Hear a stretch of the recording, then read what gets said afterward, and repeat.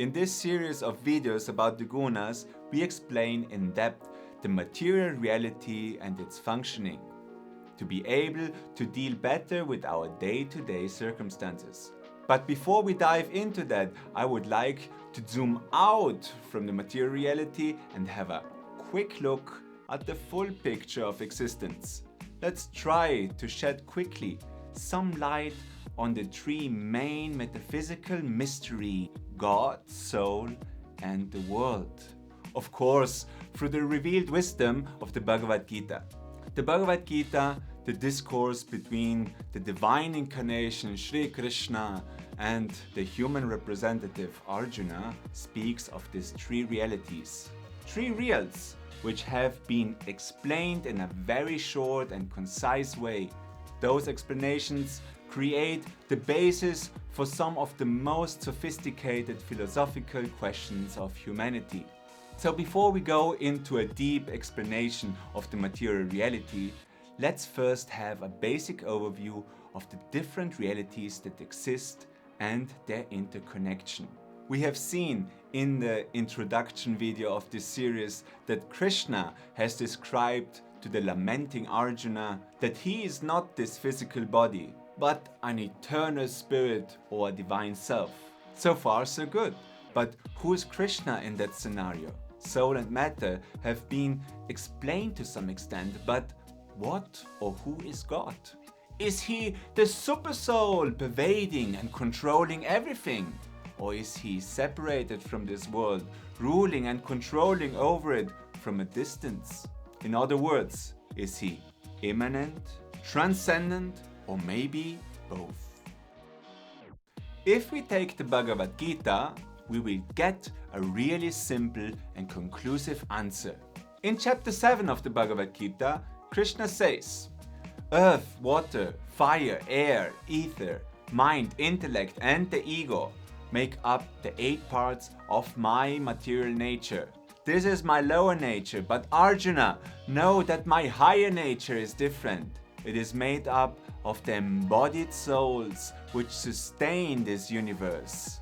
And then he says, there's nothing higher than me, O Arjuna. All of this rests upon me like pearls on a thread. Boom. First he says, the 5 elements and the mind, the intellect and the ego, 8 parts, make up his material nature, which is his lower nature. It is his lower nature, but it is part of him. It is a reality. Important is to note that the mind, the intellect and the ego, they're all part of his lower nature. So we see that the material nature is not only the tangible physical reality, consisting of the 5 subtle elements, but also the less tangible mind, intellect and ego. Well, the troublesome mind and the big ego is actually quite tangible sometimes. But what this explanation makes obvious is that matter, the physical world, is real, not just an illusion. Then secondly, he speaks about his higher nature, namely the individual souls. They are also a part of him, and of course, this his higher nature, which consists of the spiritual selves in every living being, is not perceivable by and through his lower nature, namely the elements, the mind, the intellect and the ego. So we can't understand it. To realize the spiritual self, we need something else, namely the different yogas and grace, which he describes throughout the Bhagavad Gita. And then lastly, he says that he is the highest. Nothing is higher than him. He is higher than material reality and higher than the spiritual selves. But they are all part of him and are dependent on him. All exists only because of that supreme power which holds everything together. All of this rests upon me like pearls on a thread. Without the thread, there's no necklace.